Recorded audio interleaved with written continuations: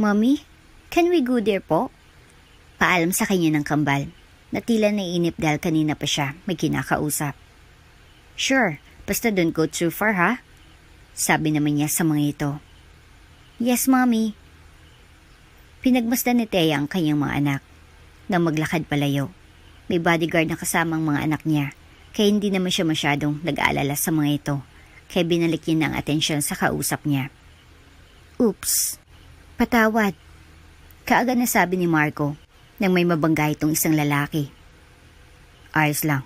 Sagot naman ng nabangga kaya para silang dalawa ni Marky na tumingala para makita ang lalaki at pareho rin ng laki ang mga mata ng kambal nang makita nilang mukha ng lalaki. She look our daddy. Bulalas ni Marco nang mga matay nagniningning. Bago ka pa lang sa channel neto, ibang kwento ni Ate Jane, istorya mo, ikwento ko. Huwag kalimutang pindutin ang notification bell at subscribe button. Balita namin may 1-month vacation ka raw Hanip. Sana magkasama tayo. Iiwan mo na naman ako dito. Madraba na sabi ni Sergeant Major Romualdez kay Lucifer Morningstar Valverde, kaibigan at teammate niya.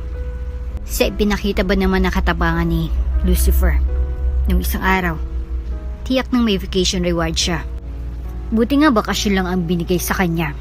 Akala ko talaga ay tuluyan na yung mamamahinga sa ginawa niya. Natatawa na si Gunda naman ni Galenos. Isa pa nilang kaibigan na tulad ni Lucifer ay isang scout ranger.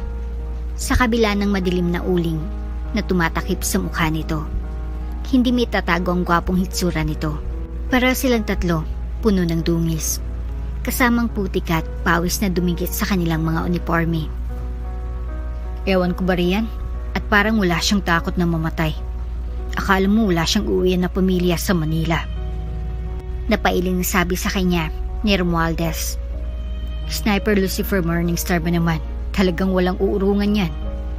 Kantsaw naman ng iba pa nilang mga kasamahan. May sariling kaharian sa ilalim ng lupa ba naman eh? Tumawang isa pa. Talagang wala siyang kinakatakutan. Kamatay na atang takot dyan kay Lucifer. Inilingan nilang ni Lucifer ang mga kasamahan niya habang patuloy ang mga ito sa pagbibiro tungkol sa pangalan niya. Sanay na siya sa ganong mga usapan na madalas ay mga kwentong tungkol sa pangalan niyang hango sa mga demonyo. Pero sa kabila ng mga biro at tawanan, alam ni Lucifer na ibang tingin sa kanya ng mga kasama niya. Madalas man silang magbiruan, hindi may kakaila na mataas ang respeto nila kay Lucifer. Bukod kasi sa pagiging seryoso niya sa trabaho, kilala siya sa pagiging tapat at walang kinikilingan. Siya yung tipo ng sundalo na handang ialay ang sarili alang-alang sa misyon, kahit pang kapalit nito ay ang sariling buhay.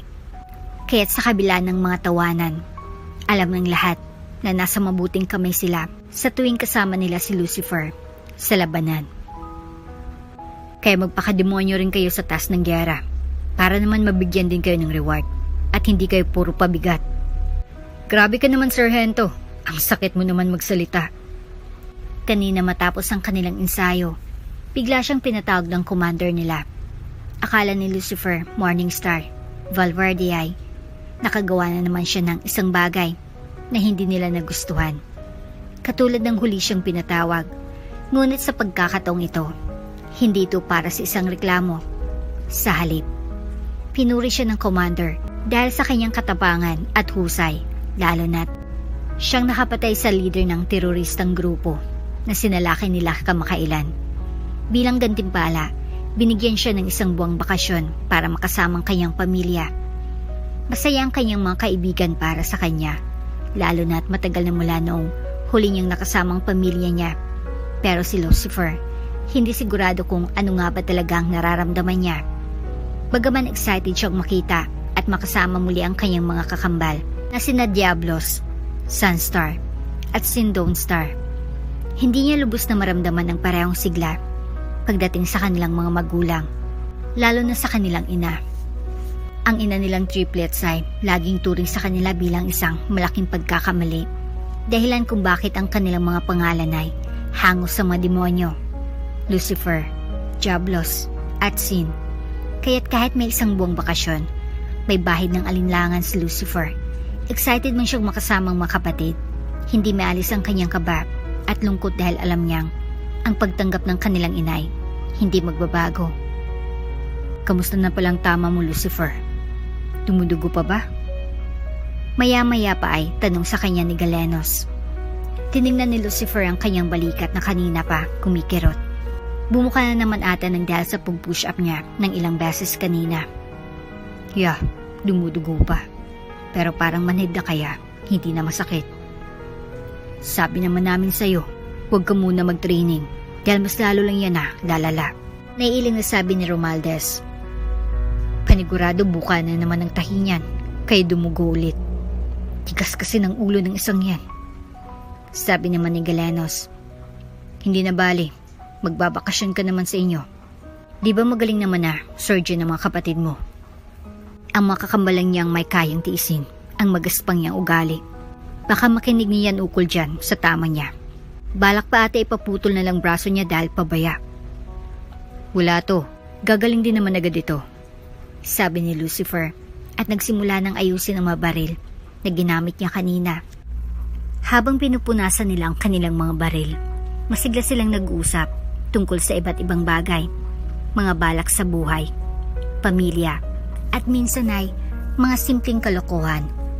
Para bang wala lang sa kanila na halos mamatay na sila nung isang araw sa gitna ng kanilang pagsalakay sa teroristang grupo. Ganon ang buhay sundalo para kina Lucifer at kanyang mga kaibigan.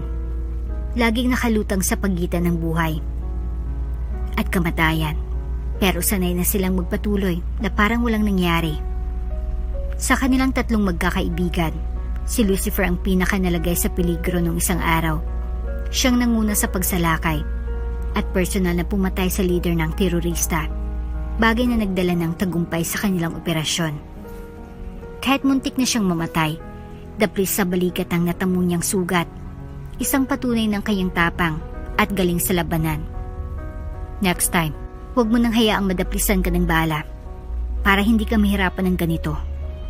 Sabi ng babaeng military doctor, naiiling habang ginagamot ang sugat ni Lucifer sa balikat. Napansin kasi ng mga kaibigan ni Lucifer na malala ng pagdurugo ng sugat niya kanina, kaya't agad silang tumawag ng doktor upang masigurong maayos ito. Kahit parang baliwala lamang kay Lucifer, ang daplis para sa mga kaibigan niya ay para bang ikamamatay niya yon. Masyadong maliit ang bala, malhabong makita ko sa gabi. Sagot ni Lucifer, diretso ang tingin sa mga mata ng doktor habang nagpapatuloy ito sa pag-aasikaso ng kanyang sugat. Ramdam niyang konting kirot pero hindi niya ito pinahalata. Sanay na siya sa ganitong mga sitwasyon. Gumisi naman ito sa kanya. Yeah, I thought you're the great Lucifer. Walang sino man ang may kakayahan. Dadaplisan ka ng bala? Yep, but I'm not immortal. Alam mo pala na hindi ka immortal. Dapat ay iniingatan mo itong sugat mo. Dahil alam mo naman, konting galaw mo lang ay maari nang bumuka ulit ang tahi. Isang araw matapos sabihin na may isang buwan siyang bakasyon, lumuwas na ulit siya ng Manila para makasama niyang muli ang kanyang pamilya. Nasa chopper pa lang si Lucifer ay nakatanggap na siya ng text mula sa kapatid niyang si Diablos. Mabuti naman at sa wakas ay naisipan mo na rin umuwi. Lucifer, Morning Star. Akala ko pa naman habang buhay mo nang balak tumira roon sa bundok. Salubong sa kanya ng kapatid niyang si Diablos, nakasuot ito ng salamin at base sa itsura nito ay kagagaling lang nito sa trabaho o kaya ay sa flight. Isa kasing business tycoon nitong si Diablos, si Sinamanay, isang doktor. Talagang ibang-ibang profession nilang tatlo. Wala reward. Sagot ni Lucifer, saka yumakap sa kapatid. Triplet sila pero si Diablos ang pinakaunang lumabas kaya para bang ito na rin ang kuya nila. Saan si Sin? Nasa duty pa yon, mamaya pa atang uwi nun. Tinawagan ko na nga kanina, ang sabi ko ngayong araw ang balik mo. At may sugat ka rin sa balikat mo. Sabi niya try niya raw na makauwi agad. Wala talagang pakialam sa akin ang gago na yun. Naiinis niyang sabi. Yeah, wala talaga. Ang mom mo at si dad, where are they? Nasa Norway pa sila. Na-cancel ang flight nila kahapon. Bukas pa sila makakabalik.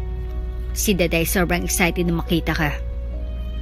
Pasalampak na umupo si Lucifer sa sofa at ilang sandali lamang ay narinig na nila ang boses ni Sin na tinanong sa mga katulong kung saan na siya. I heard you're injured, Lucifer. Puno ng pag-alala na sabi ni Sin nang makita siya nito. Kaagad din itong lumapit sa harapan niya para i-check kung saan siya injured. It's nothing. Ouch naman. Singhal niya kay Sinang mahawakan itong balikat niya kung saan ang sugat. Shoo, piece of shit. Bakit pinisil mo? Ang sakit. Nakangiwi si Diablos habang nakatingin sa kanilang dalawa.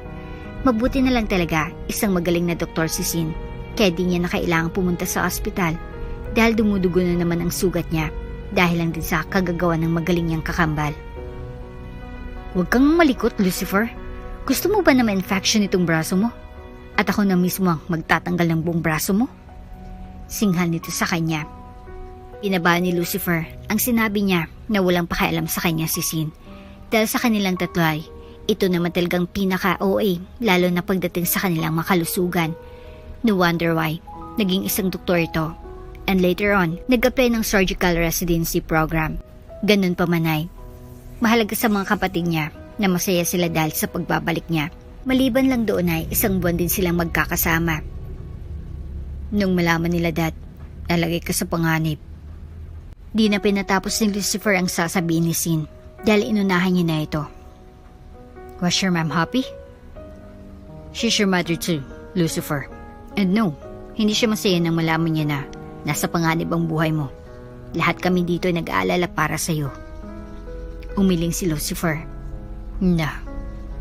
I bet pakitang tao niya lang ulit yun. When in fact, muntik na sanang mabawasan ang malas sa buhay niya. Nagbuntong hininga si Sin at humilig sa backrest. Tingin ko naman ay nagbago na talaga si Mommy. It has been 5 years since she apologized to us. Inamin niya sa atin na may malaki siyang pagkakamali sa naging tingin niya sa atin noon. Hindi mo pa rin ba siya mapapatawad? No. Matapos siyang paramdam sa atin ng tatlo na malas tayo sa buhay niya. And she even named us after the devil. I don't think I can still forgive her. Mariin na sagot niya. Tingin ko naman ay totoo talagang concern niya para sa'yo. I heard from Dad na wala raw tigil sa pagdadasal si Mommy para maging ligtas ka. Wika naman ni Sin. That's enough, Sin. Pinalaki niya tayo ng ganito. Wala nang mababago roon. She made us, me especially, hate her habang lumalaki tayong tatlo. Mahirap nang mabago yun. Pagkasabi nun ay, tumayo na siya at iniwan ang dalawa sa sala. Dumiretso siya sa kanyang kwarto para doon magpahinga. Sa totoo lang ay na sana ni Lucifer na umuwi dito sa bahay nila sa tuwing nasa bakasyon siya dahil sa makikita niya naman ang kanilang ina. Pero nakiusap sa kanya si Sin at Diablos na kung maaari ay magkasama pa rin sila sa isang bahay, lalo na't bihira lang daw siyang makita at makasama ng dalawa. Mahal ni Lucifer ang makapatid niya kung kaya'y nakinig siya sa kanila. Masaya akong umuwi ka, anak. Hindi pinansin ni Lucifer ang kanilang ina na gusto sana siyang yakapin at sa halipay lumapit sa ama at niyakap niya ito. Miss you, Dad. Miss you too, son. Tugon ng kanyang ama sa kaniyakap din siya nito pabalik. I'm so glad you're safe. Mabuti na lang din at naisip mong umuwi muna. Yeah, I almost died, but I'm still here. Ani Lucifer na may pait sa kanyang boses. I guess it's because I am Lucifer. Mula sa gilid ng kanyang matay, nakita niya ang pagyuko ng kanilang ina dahil sa kanyang sinabi. Hindi pinansin ni Lucifer ang ina nila. Kahit pa nasa isang bahay lang sila, pinaparamdam niya dito kung anong pinaramdam nito sa kanya nung mga bata pa sila. The reason why wala ni isa sa kanilang tatlo ang nagpasya ng magpalit ng pangalan dahil gusto nila na maging reminder yon sa kanilang ina kung anong tingin nito sa kanila nun. Ayon sa kanilang inay, bunga lamang sila ng isang pagkakamali. May relasyon noon ng ina nila sa nakakatandang kapatid ng kanilang ama nung may nangyari sa kanila at ama nila. Silang tatlong nabuo na tingin ng kanilang inay, malas at pagkakamali dahil silang tatlo daw ang dahilan kaya nasirang relasyon ng ina nila at kapatid ng kanilang ama noon. Dahil nga sa buntis na noon sa kanilang tatlo ang ina nila, kailangan nitong makipaghiwalay sa tito nilang tatlo at pakasalan ng ama nila. Although after many years, ay narealize din ng kanilang ina ang pagkakamali nito. Di pa rin naalis kay Lucifer ang galit para dito. Siguro nga ay sadyang mahirap na yon. Mabura kahit pa ilang taon nang nagdaan. May girlfriend ka na ba ron, Reaper? Biglang nagtanong ang tiyuhin nila, kaya napatigil ang triplets sa pagkain. Kasalukuyang nagsasalo-salo silang buong pamilya sa Valverde Mansion. Dahil naghanda ng munting welcome party para sa kanyang magulang niya, kahit pa nung isang araw pa siyang dumating. Wala po, tiyo. Sino naman po ang magiging girlfriend ko roon? Sa tuktok ng mundo, mga unggoy doon? Makukulong ako, tiyo. Pabirong tugon ni Lucifer na ikinatawa naman ng mga kamag-anak nila. Natawa rin ang tiyawin niya. Ngayon na magbabakasyon ka dito sa loob ng ilang buwan, balak mo na bang maghanap ng maging nobya mo? Para naman lagi kang ma-inspire na bumaba sa bundok. Umiling si Lucifer, sabay subo ng steak na nakatusok sa tinidor niya. Wala pa si isip kong maganyan, tiyong. Saka na lang siguro pag tuluyan ng naging payapa ang mundo. Sabay-sabay na lang siguro kami maging matandang binata ng mga kakambal ko. Ang tiyong Stone niya, ang ex-boyfriend ng kanilang ina, pero maayos ang pakikitungo ni Lucifer dito dahil naging mabait ito sa kanila nang mabata pa sila. Huwag mo nga piliin maghanap ng nobya ang mapamangkin mo, Stone. After Lucifer got cheated by his ex-girlfriend, tingin mo makakaya pa niyang magdiwala ulit? Taway naman ang auntie nilang si Marian. Why not? Hindi naman porket niloko sila ng ex-girlfriend nila noon. Ganun ulit ang mangyayari sa kanila ngayon. Yumuko na lamang si Lucifer at naghiwa ng steak niya. Nang maramdaman niyang tingin sa kanya ng mga kapatid niya, nag-angat siya ng tingin sa kanila. Nag-make face si Diablos na para bang sinasabi na di na nito gusto ang mga naririnig. Si Sin naman ay lihim na napairap. Kung akala ng ibang tao ay silang pinakaswerteng triplets dahil galing sila sa mayaman na pamilya, supportive ang kanilang mga magulang, matatalino, at may mga itsura. Mali silang lahat dahil bukod sa malas sila sa kanilang inay, sila rin sigurang pinakaminalas pagdating sa love life nila. Paano ay? Para ba naman silang tatlo na niloko ng mga ex nila noon? Kung kaya tatlo rin silang traumatized sa pag-ibig na yan. Unang linggo niya sa kanyang 1-month vacation ay kasama niya lang ang buong pamilya niya na sobrang na-miss siya. Pero kahit lagi silang magkakasama ay hindi niya pa rin pinapansin at kinakausap ang ina.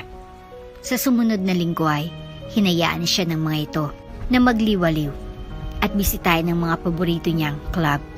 Dahil walang ganon sa bundok, lahat ng malas niyang puntahan kasama ang mga kapatid o kaya ay kaklase niya nung nasa college pa lang siya ay binisita niya.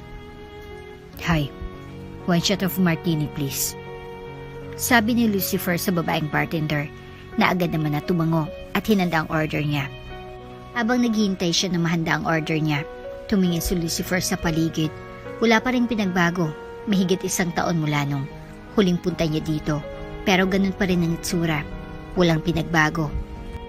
Here's your drink, sir. Nakangiti na sabi sa kanya ng bartender, sabay lapag sa harap niya ng martini glass. Thanks. Tipid naman siyang tumugon. Hindi pa rin tuluyang gumagaling ang braso ni Lucifer, marahil dahil sa labis niyang pagbubuhat sa gym sa kanilang bahay. Dahil dito, nanatiling masakit at limitadong paggalaw ng kanyang braso. Sa kabila ng paulit-ulit ng mapaalaala ng kanyang pamilya na magpahinga muna, pinili niyang hindi makinig. Kilala siyang matigas ang ulo, lalo na pagdating sa mga ganitong bagay. Makalipas ang ilang sandali, napansin niyang may naupong babae sa tabi niya. Agad niyang naamoy ang matamis at mapang-akit na pabango nito na agad nakakuha ng kanyang atensyon. Sa paglingon niya, nakita niyang babaeng tila inukit ang isang bihasang artist, makinis at perpekto ang bawat anggulo ng mukha nito. Nakasuot ang babae ng pulang dress at ang maikli nitong alon-alon na buhok ay abot sa balikat lamang. Dahil backless ang suot ng dalaga, lantad na lantad ang makinis at maputing likod. Ang matipis na mga strap at halos hindi tinatakpan ang balat, dahilan upang Mapalunok si Lucifer. Ang bawat detalye ng babae ay nag-anyaya ng kakaibang atraksyon na hirap niyang labanan. Sumimsim si Lucifer sa baso niya. Lasap ang bawat patak ng alak habang ang mata niya ay hindi pa rin naalis sa babae. Nakababad ang tingin niya, tila sinusuri ang bawat detalye ng kanyang itsura. Ngunit kalaunan ay iniwas niya rin ang tingin at tinuon na lamang ang alak na nasa harap niya. Ibinaba niyang baso sa mesa at pinagbasta ng mga bula sa ibabaw ng likido. Sinusubukan pakalmahin ang sarili. Maya-maya lang, napansin niyang ang babae naman nakatabi niya. Ngayon ay nakatitig sa kanya. Sinundan ng mga mata nito ang bawat galaw niya mula sa pag-abot niya sa baso hanggang sa paglapit nito sa kanyang labi. Kahit ang paggalaw ng kanyang Adam's apple habang nilulunok ang alak ay hindi nakaligtas sa matamang pagmamasid ng dalaga na naghatid ng kakaibang tensyon sa pagitan nilang dalawa. The woman silently observed him, thinking, devilishly handsome, as her gaze lingered on his chiseled jawline and the dangerous charm in his smile. Hindi na nakatiis ang dalaga at kinabit na siya nito. Hey, are you alone? Ibinaling ni Lucifer ang tingin niya sa babae at tipid siyang sumagot. Yeah. Ngumisi sa kanyang dalaga. Do you want me to accompany you? Sure, I don't mind. Iniwas na ulit ni Lucifer ang tingin niya at sumaya siya sa bartender ng panibagong order na agad naman itong ginawa. Ramdam pa rin ni Lucifer ang mga mata ng dalaga na nasa kanya. Di niya tatanggi na may ibang dating sa kanyang mga tingin nito, na minsan ay di niya nadama sa ibang tumititig sa kanya noon. What's your name? Maya-maya pa ay tanong ng babae sa kanya. Lucifer. As in, devil? Tinignan niya ang dalaga at tinanguan. Yeah. Wow, you really are devilishly handsome. And your name even echoes of that devil. Lucifer, she said, her eyes tracing the sharp lines of his face and the weak grin that played on his lips. What's your full name? Tumaas naman ang isang kilay ni Lucifer. Bakit gusto mong malaman? I'm curious. Pangalan mo palang kasi ay sobrang interesting na. Gusto ko rin na malaman kung anong full name mo. And I'd love to know your full name. And perhaps find out why you're named after the ruler of the underworld. Nakangiti po sa kanyang dalaga kaya mas lalo lang na lumitaw ang kagandahan nito na para talagang tunay na anghel. Hindi tuloy may iwasan ni Lucifer ang mapatanong sa kanyang isipan. Is this even okay? A weak man like him, named after the devil, talking to a woman who looks like an angel and is as pure as can be? So, anong buong mong pangalan? Tanong ulit ng dalaga sa kanya. Lucifer Morningstar. Nagningning ang mga mata ng dalaga dahil doon. So, you're really the devil? Yeah, I guess. Ang unique pala talaga ng pangalan mo. Parang pang devil talaga. I wonder why yan ang pinangalan sa'yo ng parents mo. Siguro matigas ang ulo mo o kaya naman ay masamang ugali mo? Sinuri pa nitong itsura niya. Pero, base naman sa itsura mo, mukhang mabait ka naman. O siguro dahil lang sa gwapo ka. Alam mo na, looks can be deceiving. Mula siguro nang ipinanganak si Lucifer at binigyan siya ng pangalang katunog ng Diablo, nagkaroon agad ng negatibong pagtingin ng mga tao sa kanya dahil sa kanyang pangalan. Gandun din sa dalawang kapatid niya, kaya't hindi na sila nagtataka kung may tumatawag sa kanila ng devil o kaya nag-assume tungkol sa kanilang mga ugali. Pero I like your name. Kakaiba siya sa lahat ng pangalan na narinig ko. Ngumiti sa kanyang dalaga, maging ang mga mata nito ay nakangiti na rin. Ako nga pala si Althea Rain Mackenzie, pero Thea na lang ang tawag mo sa akin. Sabay lahat nito ng kamay sa kanyang harapan na tinanggap niya naman. Rain? Why Rain? Siya naman ang nagtanong dito ngayon. Sabi kasi ng mami ko she gave birth to me under the pouring rain. Nag-cheat kasi ang dad ko noon kay mommy when she was still pregnant with me. Kabuanan niya na sa akin nung nahuli niya si dad and his mistress, kaya sinugod niya sila Bat As they said, laging matapang ang kabit. Kaya walang nagawa si Mami. Sabi ni Ma'am sa akin noon, naglakad na lang siya sa tabing daan while the rain is pouring. Tapos bigla na lang siyang nakaramdam ng sakit. She is going to give birth to me. That's the reason why I was named after the rain. Magandang pangalan ng dalaga, that's for sure. Pero tulad ng pangalan niya ay may lungkot na dahilan din pala kung bakit ganun ang pangalan nito. Nakakalungkot naman pala ang reason ng pangalan mo. Wika ni Lucifer sabay kuha sa baso niya at uminom. Yup, her it also shows how strong my mom is. Tumango naman si Lucifer. Ikaw, may reason ba behind your name? Ilang segundo siya natahimik bago nakahanap ng sagot sa kanyang isip. No, I think wala naman. Maybe our mother likes the diva. Kaya pinangalanan niya kami ng mga pangalan na similar sa demonyo. Our? May mga kapatid ka ba na may word name like you? Yeah, I have two. Really? Anong pangalan nila? Joblos, Sunstar, and Sindone Star. Tugon niya. Oh wow, parang sa devil nga rin ang mga pangalan nila, just like you. It's unique but weird. Younger brother mo ba sila? Triplets kami. Ang galing naman. Gwapo rin siguro sila just like you. Yeah, I guess. Tipid na sabi ni Lucifer. Do you have a girlfriend? Patuloy pa rin sa pagtanong sa kanya ang dalaga. Kahit pang ilan sa mga tanong na nasa club ay pumunta na sa dance floor para magsayaw dahil nagsimula ng pagdugtog ng mga musika. Wala.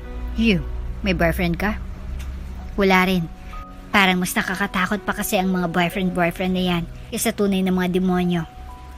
Wika naman ng dalaga. You mean me? Are you a demon?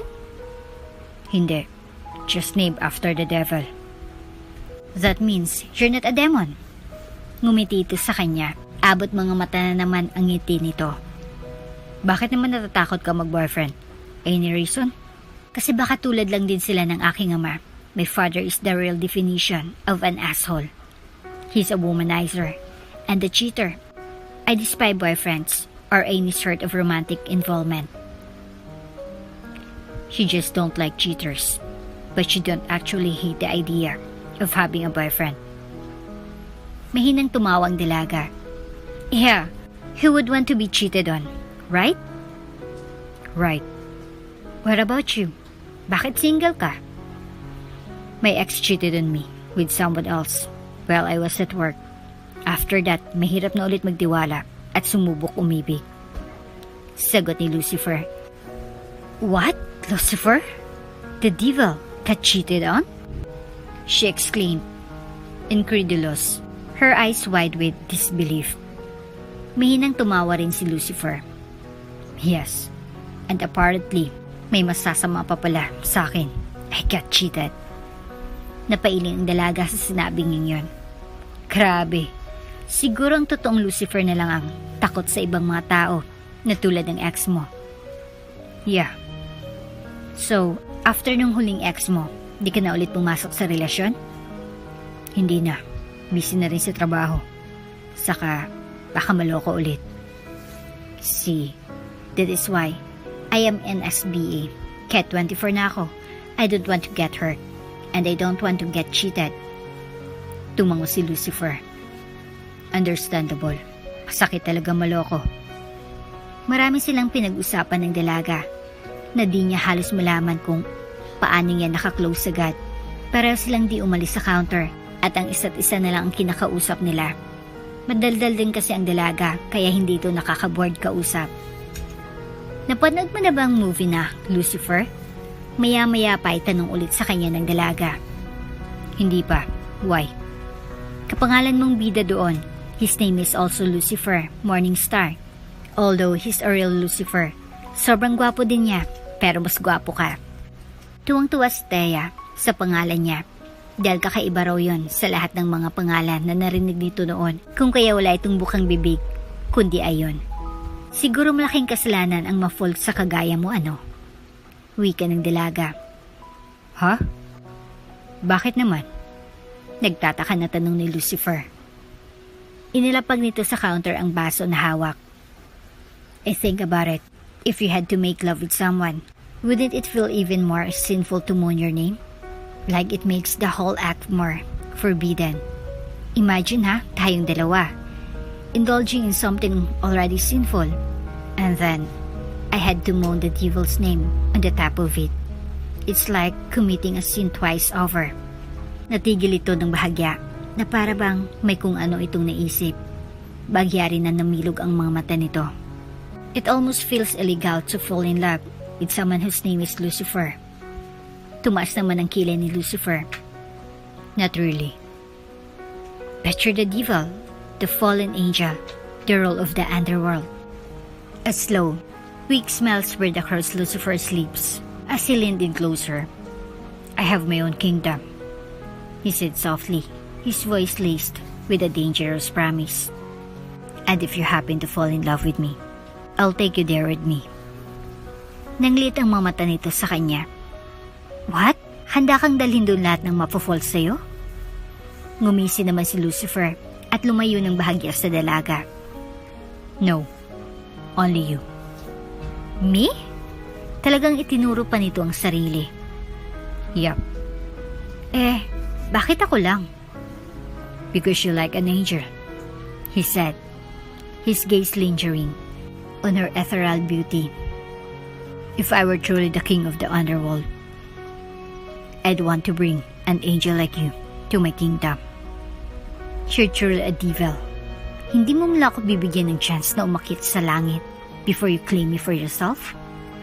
Mas lalo naman na nakahinti si Lucifer. Natutuwa siya sa pagiging inosente ng dalaga. Why would I let you go to heaven when I can make you experience what heaven feels like in my bed? He replied, his tone dripping with flirtation. Wow, you're a total flirt, she retorted, her cheeks flushing with a mix of embarrassment and indignation. Para silang walang ideya kung ilang bote ng alak ang kanilang naubos noong gabing iyon, at kahit ba nanggaling na mismo sa dalaga ang mga katagang. Kasalanan ng iungol ang pangalan mo at ibigin ka. Dahil para rin daw itong nagkakagusto ito sa isang demonyo.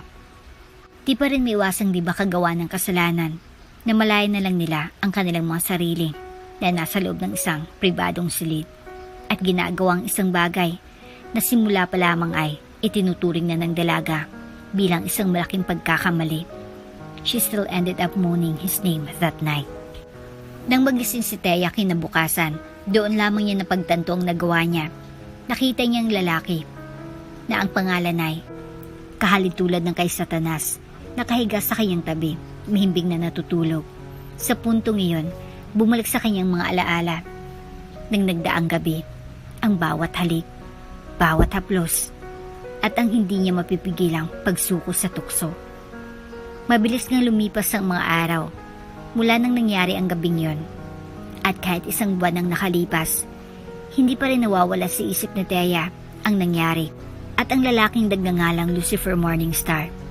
Kahit laging laman ng isip niyang binata, hindi na ulit siya bumalik sa club at wala na rin siyang balak pang makita ulit ito. Tama na sigurong lahat bilang isang one-night stand at hindi na kailangang maulit. Ngunit kahit gaano niya gustong mawala sa kanyang isipan si Lucifer, hindi niya magawa. Hindi lamang alaala ng gabing iyon ang naiwan sa kanya, kundi pati ang isang bata ngayon ay nasa kanyang sinapupunan. Napagtanto ni Thea na ang naging bunga ng kanilang sandaling pagsasama ay hindi basta-basta maaring kalimutan o talikuran. 2 buwan na ang lumipas mula nang mangyari ang lahat at nalaman ni Thea na siya ay nagdadalang tao. Pinagbubuntis niyang anak ni Lucifer Morningstar. Isang katotohanan na bumalot sa kanyang isipan at nagdulot ng malaking kalituhan. Hindi niya alam kung anong gagawin, lalo pat hindi niya na rin matagpuan ang ama ng kanyang dinadala. Nagpunta siya sa club, umaasa na makakuha ng impormasyon tungkol kay Lucifer, ngunit hindi madaling mahanap ulit ang lalaking yon. Hindi namin pwedeng i-disclose ang information ng lalaking hinahanap mo, miss. Paglabag sa patakaran ng club, kung gagawin ko yon. May hinahon na paliwanag ng isang staff ng club. Pero, kailangan ko talaga siyang makausap. Wala akong contacts niya. At ang tanging alam ko lang sa kanya ay ang pangalan niya. Halos pakiusap ni Thea. I'm sorry, ma'am. Hindi ko po talaga pwede gawin ang pakiusap niyo. Kung talagang gusto niyong makita at makausap ulit ang lalaking sinasabi niyo, abangan niyo na lang po ulit siya dito. Baka regular customer namin siya at pumunta ulit dito. Bagsak ang balikat na umalis siya doon dahil hindi siya nagtagumpay na malaman ng mga impormasyon na gusto niyang makuha sa ama ng anak niya. I'm sorry, baby. I promise. Hanapin pa natin ang ama mo para malaman niyang tungkol sa'yo. Kausap na Thea ang anak niya sa kanyang sinapupunan habang nasa loob siya ng sasakyan. For now, Mommy will try to figure out what I should do. Kailangan na malaman ng lalaking yon na magkakaroon sila ng anak. Pero paano? Masyadong private ang lalaking yon. Sinubukan na rin ni Thea na i-search ang pangalan ng lalaki online. Baka sakaling mahanap niya ang social media accounts nito. Pero sadyang wala siyang mahanap. Kung bakit ba naman kasi hindi niya man lang natanong ang lalaking yon kung anong apelyado nito. Di sana mas madaling paghanap niya. Samantalang, sa mansyon ng ama ni Thea, dahan-dahan na pumasok ang stepmother niyang si Viancy. Sa loob ng kwarto niya habang wala pa si Thea sa mansyon, gusto ni Viancy na malaman kung anong tinatago ng stepdaughter niya na maaari niyang magamit para sirain ito sa sarili nitong ama. I've been in this mansion for 5 years, pero hindi mo lang binigay sa akin ng magaling kong asawa ang pinakamalaking silid. Sa anak niya pa rin talaga. Nainis sa sabi ni Viancy dahil sa pagpasok niya sa loob ng kwarto ng stepdaughter niya ay malaki ang kwarto compare sa iba pang kwarto sa mansyon. Kahit ang kwarto ng mga anak ko ay maliit compare sa kwarto ng Thea na yon. Naglakad si Viancy palapit sa vanity table kung nasan ang mamamahaling makeup ni Thea. That bitch is really a spellbrat. Ang lahat ng gusto niya ay nakukuha niya just because her father's rich. Pero ako ng mga anak ko ay kailangan mo na magpaalam kay Alfred. She didn't even try to ask for her father's permission. She can easily get whatever she wants. Dinampot ni Viancy ang isang Chanel makeup mula sa vanity table at pinagbasta nito ng mabuti. Baka sa kanyang mga mata ang inggit na hindi niya may tago. Sisiguraduhin kong hindi ka na magtatagal dito sa mansyon. Hindi ka na namin magiging kahati sa yaman at atensyon ng iyong ama. Aalis ka ng luhaan, Thea. Iyan ang tinitiyak ko. Tulad ng iyong ina. Mawawala ka rin sa landas ko. Bulong niya, puno ng puot. Nagpatuloy si Viancy sa paghalugog sa loob ng kwarto ni Thea. Kahit alam niyang wala siyang karapatang pumasok dito. Ngunit dahil sa matinding inggit na nararamdaman niya sa anak ng kanyang asawa, gagawin niya ang lahat para masira si Thea sa harap ng sarili nitong ama, para tuluyan na itong mawala sa buhay nila. Nang binuksan ni Viancy ang kabinet ni Thea na nasa tabi ng kama, nagtaka siya sa kanyang nakita. Puno yun ng laman ng pera. Hinalungkat niya pa ang mga laman nito, umaasang may mahuli siyang ebidensya na magagamit laban sa dalaga. Nang biglang nanlaki ang kanyang mga mata, agad niyang dinampot ang isang puting bagay, isang pregnancy test kit na may dalang guhit.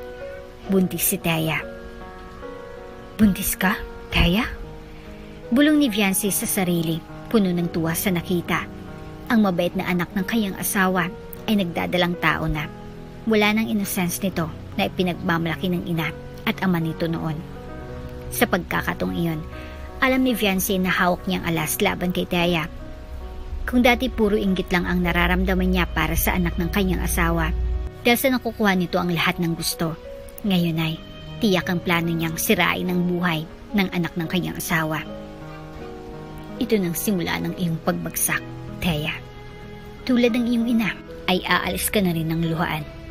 Mawawalan ka na ng halaga sa buhay ng iyong ama. Masaya na sabi ni Viancy habang marahang inilapag ang pregnancy test sa kama. Pag nalaban ng iyong ama na nagdadalang tao ka, sigurado akong hindi siya matutuwa. Sisirain kong tiwala niya sa'yo. And I'll make sure na ikaw mismong magbibigay ng dahilan para tuluyan niya ng itakwil.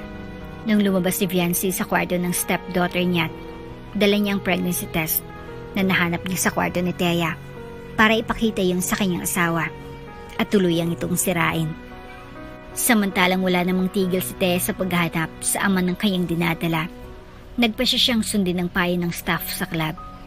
Gabi na nang bumalik siya sa club, umaasang baka sakaling dumating doon si Lucifer, ang lalaking nakabuntis sa kanya. Wala siyang ibang paraan para mahanap ito, kaya't ito na lamang ang tanging pag-asa niya. Nakaupo lamang si Thea sa isang sulok ng club. Matahimik na naghintay habang pinagmamasdan ang mataong pumapasok at lumalabas. Wala pa rin siyang ideya kung paano harapin ang sitwasyon, lalong hindi niya alam kung paano magiging ina sa kanyang anak ng mag-isa. Hindi man sila magkarelasyon ni Lucifer, hindi maalis kay Thea ang pagnanais na makasama ito sa pag-aalaga at pagpapalaki ng kanilang anak. Gusto niyang magkaroon ng katuwang, isang ama para sa kanilang magiging supling. Ngunit habang lumilipas ang mga oras, patuloy ang pagdududa at pangamba sa kanyang isip. Paano kung hindi na siya muling makita ni Lucifer? Anong gagawin niya? Thea, we need to talk. Nagulat si Thea nang marinig ang malakas na sigaw ng kanyang ama pagpasok niya sa mansyon. Kita sa mukha nito ang labis na galit, para bang may malaking kasalanan siyang nagawa. Halos nanginginig nito sa tindi ng emosyon. Naroon din ang kanyang madrasta, si Viancy, na may mapanuksungiti sa mga labi. Sa likod nito ay ang dalawang anak, kapwa nakatingin kay Thea na tila ba may inaasahang eksenang magaganap. Lumikha ito ng mas matinding kaba sa dibdib ni Thea. Alam niyang may mali, ngunit wala pa siyang ideya kung anong tunay na dahilan ng galit ng kanyang ama. Where is it, Dad? Anong gusto niyong pag-usapan natin? And why are you so mad? Nagtataka naman na tanong ni Thea sa ama. Sumuliap din siya sa madrasta at mga stepsisters niyang naroon din. Tutubang buntis ka? Po? Nakita ng tita Viancy mo ang isang pregnancy test sa kwarto mo. Nakatago raw yan sa cabinet na parabang sinadya mo ilihim sa amin ng totoo. Hindi makapaniwalang bumaling ang tingin ni Thea sa madrasta. Makikita sa kanyang mga mata ang galit dahil sa pakikialam nito sa mga gamit niya. Pumasok ka sa kwarto ko without my permission? Yes, I did. Matapang na sagot nito. Sinong walang hiyang nagbigay sa iyo ng karapatan na pumasok sa kwarto ko at makialam sa mga gamit ko roon? They would give you permission, mistress. Pumasok ako sa kwarto mo kanina kasi na-feel ko na may tinatago ka sa iyong ama. At hindi nga ako nagkamali. Nakita ko ron ang pregnancy test na tinatago mo. You're pregnant at ayaw mong malaman ng iyong ama ang tungkol sa pagbubuntis mo. Mas lalong uminit ang ulo niya dahil sa sinabi nito. Sa sobrang gigil niya, feeling niya ay kumulo na rin ang dugo niya. Wala kang karapatan na pumasok sa kwarto ko at makaalam sa mga gamit ko. Kahit paramdam mo may tinatago ako, wala ka pa rin karapatan. Kabit ka lang. Kahit kailan ay walang karapatan ng isang kabit na kagaya mo. Alamin mo kung saan ka lulugar. Shut up. Galit na sigaw ng kanyang ama. Huwag mong pagsalitaan ng tita Viancy mo ng kung ano-ano dahil concern lamang siya sa akin. Kung hindi dahil sa kanya, di ko malalaman na buntis ka dahil di ako na tamang sinabi niya na balak mong ilihim sa akin ng totoo. Hindi si Thea makapaniwala na tumitig sa ama niya. Seriously, Dad? Ako ang anak mo dito. Ako ang tunay mong kadugo. Pero lagi mo nalang kinakampihan ang kabit mo na wala namang kwenta. At hindi lang ikaw ang lalaki. Huwag mong ibahin ang usapan dito, Thea. Tinatanong kita kung totoo bang buntis ka. Galit na tanong ng ama. Yes, buntis ako. Wala naman akong balak na itago sa inyong totoo. I was going to tell you, pero inunahan ako niyang magaling mong kabit para sirain ulit ako sa iyo. Sa tingin mo, Dad, kung talagang balak kong itago sa iyo ang totoo tungkol sa pagdadalang tao ko, mananatili ba ako dito sa mansyon? Hindi ba dapat umalis na ako dahil sooner or later mapapansin niyo rin ang pagdadalang tao ko? Hindi ako tanga para hindi maisip ang tungkol doon. At kaya hindi ako umalis dahil bala kong sabihin sa iyong totoo. Kung hindi lang nakialam at nagbida-bida yung pabida mong kabit. Ako mismo magsasabi sa'yo, Dad. Napatigil naman ng ilang sandali ang kanyang ama na para bang naisip nito na tamang sinabi niya. Napansin yun ng madrasta niya kaya agad itong nag-isip ng sasabihin. That's not true, Han. Nakita ko rin sa loob ng cabinet niya ang maraming pera. For sure kinuha niya yun mula sa'yo para gamitin niya sa kanyang pagtakas. That it's not true, she piece of shit. Nag-withdraw ako the other day dahil bala ko bumili ng bagong sasakyan. Sabi niya dahil yun naman talagang totoo kung bakit marami siyang pera sa cabinet. Ayaw niya kasi talaga sa mga bank transactions. Ang akala ni Tia ay maniniwala na sa kanyang ama dahil alam nito na ayaw niya talaga sa mga bank transactions, but instead, pas pinili nito na paniwalaan ang madrasta niya. Sinong ama niyang pinagbubuntis mo, Tia? Kilala mo ba siya? O baka naman may katotohanan din ang sinabi ng tita mo na baka nabuntis ka lang ng kung sinong lalaki? Doon na siya hindi nakasagot dahil kahit anong tanggi niya ay may katotohanan nga ang sinabing yon ng madrasta niya. Hindi niya kilala ang ama ng dinadala niya at tunay na nabuntis lang siya ng kung sinong lalaki. Sabihin mo sa akin ang totoo, Tia. Sinong ama ng pinagbubuntis mo? Hindi siya sumagot. I don't know. Okay? Hindi ko siya kilala personally. But he said his name was Lucifer Morningstar. Nang dahil sa sinabi niya ay napatawa ng malakas ang stepsister niyang si Wanda. Are you really stupid, Tia? Sasabihin mo sa amin ng ama niyang anak mo ay karakter sa isang movie? Sa tingin mo ba talaga ay naniniwala kami sa mga imbento mo? Bakit kasi hindi mo nalang sabihin ang totoo na nabuntis ka ng kung sino-sino lang dahil malandi ka? At wala ring balak ang lalaking nakabuntis sa'yo na panagutan kayo ng anak mo. Just admit it, even if it'll hurt your ego. Totoo bang lahat ng yan, Tia? Tanong ng kanyang ama. Totoo bang nabuntis ka ng kung sino lang na lalaki at wala siyang balak na panagutan kayong mag-ina? Hindi ulit siya nakapagsagot kung kaya mas lalo lang na naggalit sa kanyang ama niya. Nabuntis ka ng isang lalaki na hindi mo man lang nakilala? Nakakaya naman ang anak mo, Han. Napailig sa kanya ang madrasta niya. Nabakas naman sa labis na saya ang muka dahil nagalit sa kanyang ama.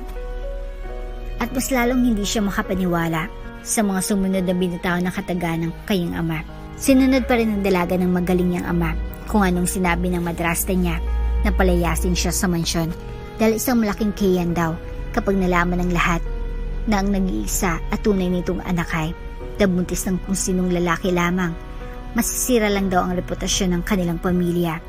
At sa totoo lang ay hindi alam ni Tia kung anong klaseng pinakain ng madrasta niya sa kanyang ama para maging utu-utu ng sobra. Really, Dad?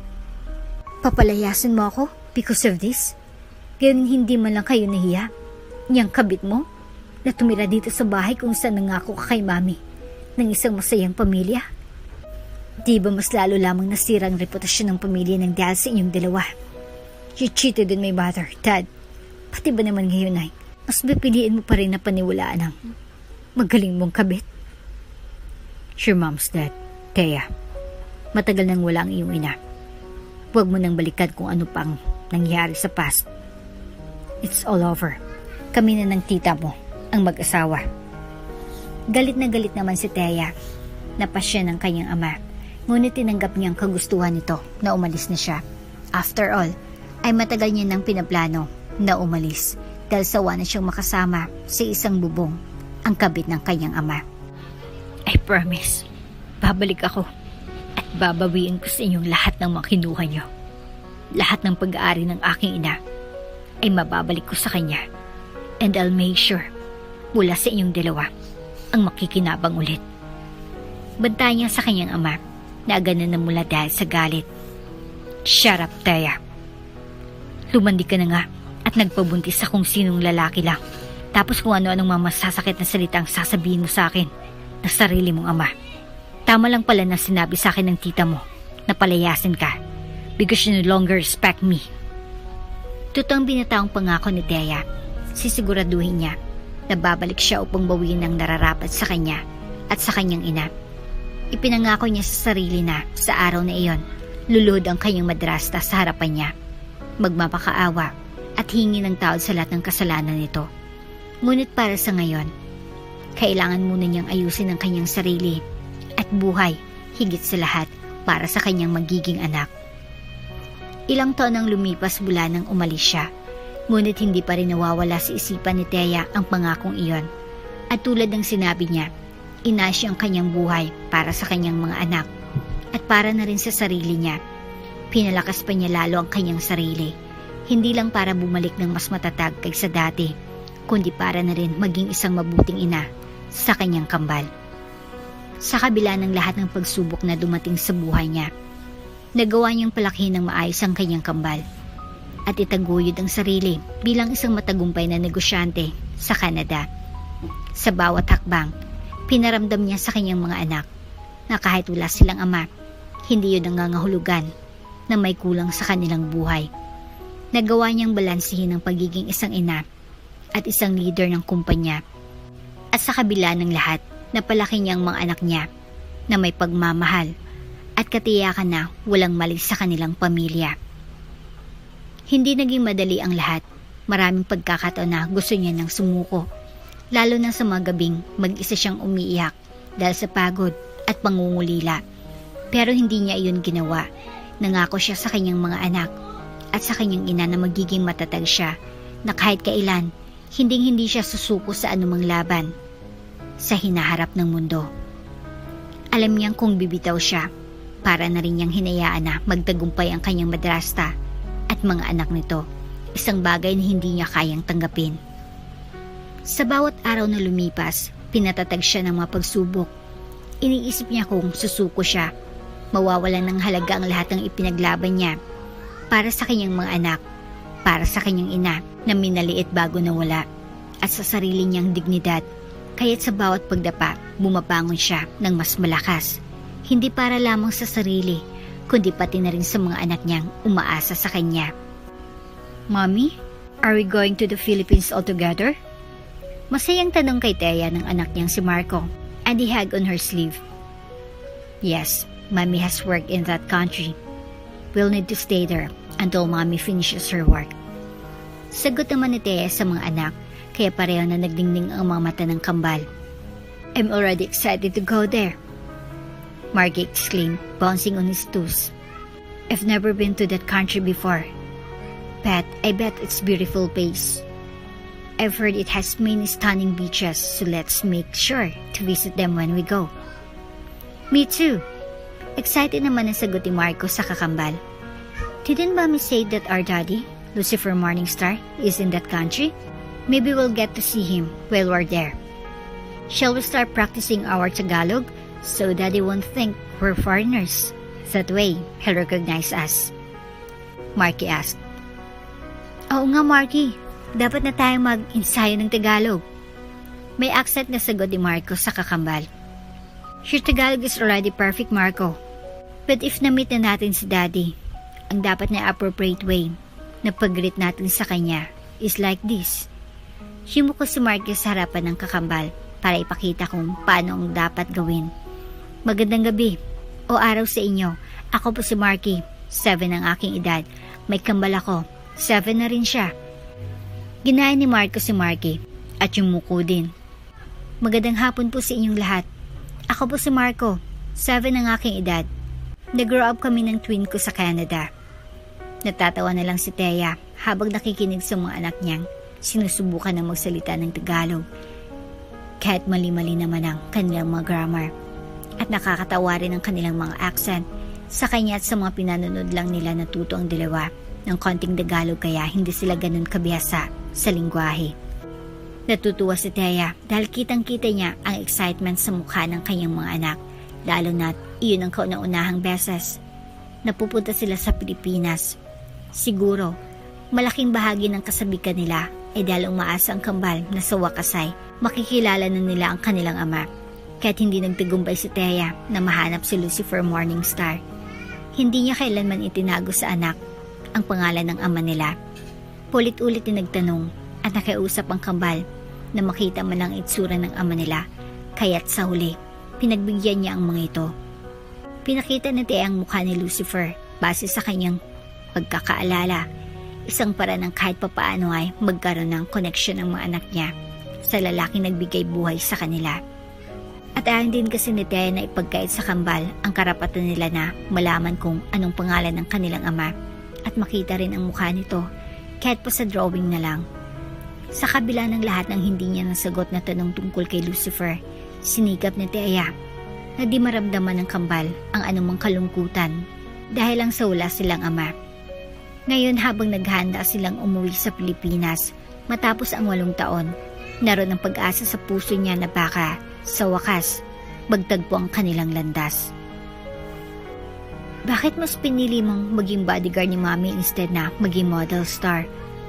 Sa itsura mo, pwedeng-pwede kang maging model, baka nga may maging sobrang sikat na model kasi you're so handsome.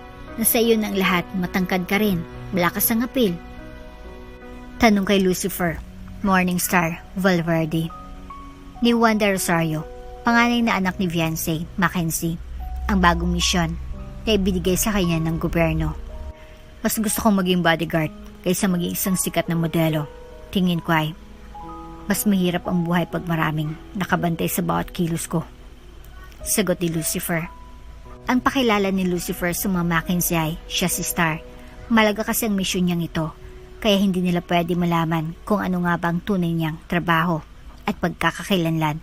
Nung nalaman ni Lucifer ng asawa ni Alfred ang misyon niyang protektahan dahil yun ang utos ng gobyerno ay agad niyang tinanggap dahil mas madali para sa kanya na malaman kung saan si Althea Rain Mackenzie na sobrang tagal niya ring hinanap. Hindi ba't ang sabi mo ay may nag-iisang anak ang stepfather mo? Nasaan na siya? Tanong ni Lucifer sa dalaga. Sa totoo lang ay gusto niya itong iwan dahil sobrang daldal nito. At si Thea lang ang tanggap niya na madaldal, pero hindi niya ito pwede iwan dahil boss niya ito at gusto niya rin na malaman kung nasan si Thea. Hindi ko alam, mula nang umalis siya ay wala na kaming naging balita sa kanya.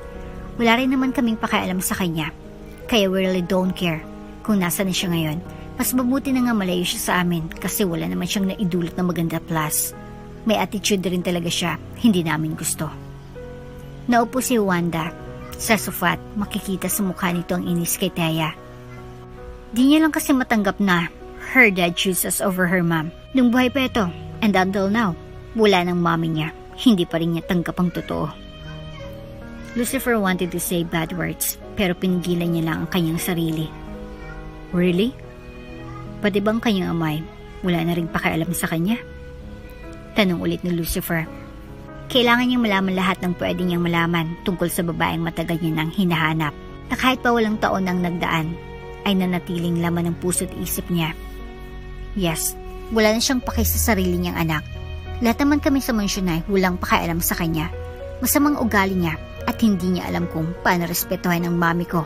That's why, ang dad niya mismong nagpalayas sa kanya. Tumungo si Lucifer. Kahit pa hindi na siya natutuwa sa sinasabi ng babaeng ito sa babaeng gusto niya, kailangan niya pa rin manatiling kalmado nang sa ganun ay walang magduda sa kanya.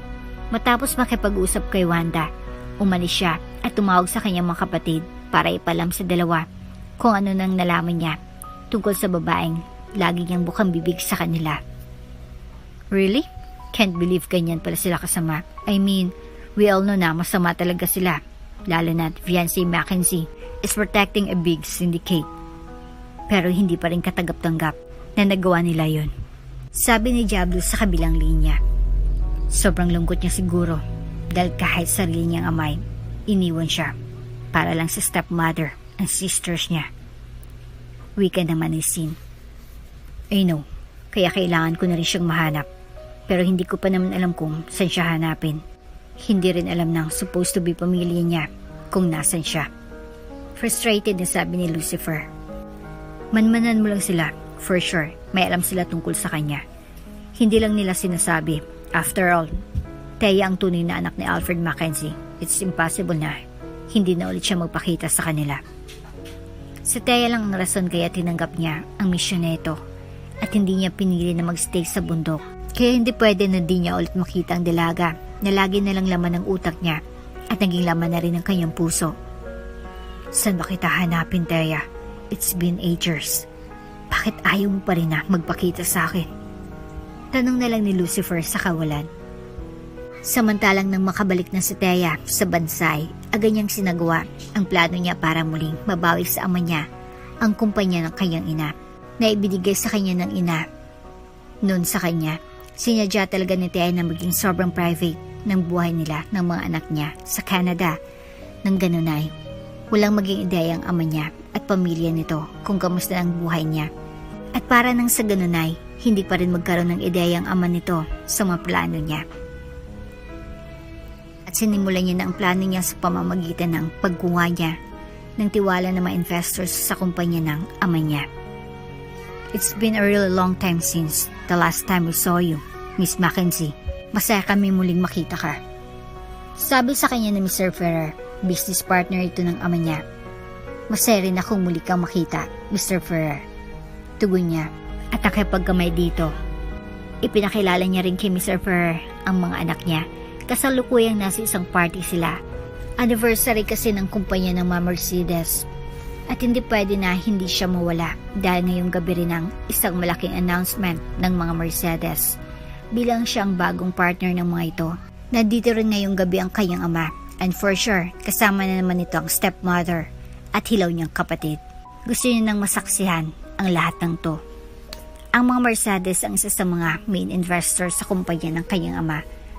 Kaya nga nang nasa Canada pa lamang si Thea, ay nakipag-ugnayan na siya sa mga Mercedes para maagaw niya ang mga ito mula sa kanyang ama. Kinuha niya ang buong tiwala ng mga Mercedes para lumapit sa kanya at nagtagumpay naman siya na gawin yun. Mommy, can we go there po? Paalam sa kanya ng kambal na tila iniisip na dahil kanina pa siya may kinakausap. Sure, basta don't go too far ha? Sabi naman niya sa mga ito. Yes, Mommy. Pinagmasdan ni Thea ang kanyang mga anak na maglakad palayo. May bodyguard na kasama ang kanyang anak, kaya hindi naman siya masyadong nag-aalala sa mga ito, kaya binalik niya ng atensyon sa kausap niya. Oops, patawad. Kaagad sabi ni Marco nang may mabagay itong isang lalaki. Ayos lang. Sagot naman ng nabagay niya. Pareho silang dalawa ni Marky na tumingala para makita ang lalaki. At pareho rin ng laki ang mga mata ng kambal nang makita nila ang mukha ng lalaki. You look like our daddy. Bulalas ni Marco na ang mga matay nagdiningning. Ngumiti naman si Lucifer sa mga bata. Really? Parang tumango ang dalawa. Opo. Siya bang kasama niyo dito ngayon? Hindi po. Si Mami po ang with us. Kung ganun ay, nasa ng Mami niyo? Bakit kayong dalawa lang ang magkasama ngayon? Usisa naman ni Lucifer. Ang cute ng dalawang bata na hula niya. Kambal sila. Malaki ang kanilang pagkakahawig. Mas matangkad lang ang isa. Busy pa po ang Mami makipag-usap bat. Nagpaalam po as sa kanya. Dalakad na lang po as here. Tugon ng isang bata sa baluktot na Tagalog. Hindi maiwasan na matawa ni Lucifer sa cute na accent ng dalawa. Halata rin kasing nahirapan ng mga ito sa pagtagalog, but it's a good thing na sinusubukan pa rin nila. Huwag kayong masyadong lumayo at baka mawala kayo ha. Masyadong malawak ang lugar na ito. Baka di kayo mahanap ng mami nyo. Paalala ni Lucifer sa mga bata. Opo. Ano nga palang mga pangalan ninyo? Ay Marco. Ay Maki. Saka pareho rin na yumuko ang dalawa. Hugh po, mister. Ano pong name mo? Tanong ni Marco. Star. Star ang aking pangalan. Sagot niya. Mabuti na lang at hindi niya nasabi kung anong tunay na pangalan dahil baka kakilala ng mga Mackenzie ang ina ng mga batang ito at malaman pa kung sino talaga siya. Hindi ba natin lalapitan ang mga bata? Nakipag-usap sila sa hindi nila kakilala. Tanong ng isa sa mga bodyguard ng kambal na kasamang nasa tabi. Ha? Anong hindi kakilala? Nagtataka na sambit nung isa pa. Baka ngayong lalaki ang kanilang amay. Tingnan mo naman. Kahit saan ang gulo tingnan ay, makikita ang pagkakahawig ng kambal sa lalaking yun. Napatitig din ang unang nagsalita sa tatlo. Pero hindi ba ayon kay Miss Dayay, di kasama ng kambal ang kanilang ama? Baka dahil naghiwalay lang sila, kaya ganon. Mag-aama siguro ang mga yan. Sabi ng isa at bumaling sa direksyon ng ina ng kambal na mukhang hinahanap ng mga anak. Sa kabilang banda naman, ay nagtataka si Thea nang makita niyang kanyang mga anak na may kasamang isang matangkad na lalaki. Hindi niya lang kita ang mukha ng lalaki sapagkat nakatalikod ito. Pero ang mas nakakapagtaka ay kung bakit kausap ng lalaking kasama ng mga anak niya ang stepsister niyang si Wanda, na buti na lang ay agad din na lumayo. Marco, tawag ni Thea sa mga anak. Lumingon sa kanyang dalawa at ganun din ang kasamang lalaki ng kambal at natigilan si Thea nang makita niya kung sinong lalaking yun. Ikaw? Bulalas ni Thea. Ngumiti naman si Lucifer. Thea, na para bang natutuwa itong muli siyang makita at parang bang kitagal na nitong inaasam na muli siyang masilayan. Lumapit siya sa mga ito na natiling nasa kanyang mga mata ni Lucifer ay nasa kanya lamang at hindi na naalis ang kislap. Pinalapit ni Thea ang kanyang mga anak sa tabi niya at tinignan niya si Lucifer sa mga mata. Kung noon ay excited din siya na makita ito, ngayon ay nawala ng excitement niya dahil tila ba kakampi na rin ito ng stepmother niya o baka nga'y karelasyonan nito ang stepsister niyang si Wanda. Base kasi sa kilos ni Wanda kanina ay para bang may kung ano sa dalawa. Bakit ka nandito? Ano-anong mong stepmother at sister ko? Tanong niya kay Lucifer na hindi pa rin nalis ang ngiti sa mga labi. Bodyguard ako ni Viance, Mackenzie. Bodyguard ka niya? Yeah. Bahagya rin itong tumango. The government sent me to protect her. Protect her? Bakit kailangan mo siyang protektahan? Zetrats. Kapag ko na ay muling umiti sa kanya si Lucifer, masaya ako na muling makita ka, Thea. Ang tagal din kitang hinanap. Kailangan ko pang lumapit sa pamilya mo para lamang mahanap kang muli. Dito lang pala kita matatagpuan. Hinanap mo ako? Ngumiti naman si Lucifer. Of course, walang taon kitang hinanap. Kaya masaya ako sa wakas ay muli tayo nagkita. Mommy, know mo po siya? Tanong ni Marco while tagging her dress. Pero sila ni Lucifer na napatingin sa kambal na pera naman na nagtataka. Ibinalik ni Thea ang tingin niya kay Lucifer na nanatiling nasa dalawang mga mata. Mga anak mo sila? Nag-angat ng tingin si Lucifer sa kanya. Anak ba natin sila? Siya pong daddy namin, Mami? Manghang tanong ng kambal. Ngunit naudlot lahat ng yon dahil biglang dumating ang stepmother niya. Mabuti na lang, hindi sila nakita ng mga ito na magkausap dahil baka kung ano pang isipin nila. Inilayo niya ang kanyang mga anak sa ama at parehong naiyak ang mga ito. Mami, bakit po tayo lumayo kay Daddy? I thought it's okay for us to meet our daddy. Iyak ng iyak si Marky. Oo, pero hindi pa sa ngayon ang tamang panahon para makausap natin siya. Nasa trabaho siya at hindi tayo pwedeng makita ng boss ng iyong ama.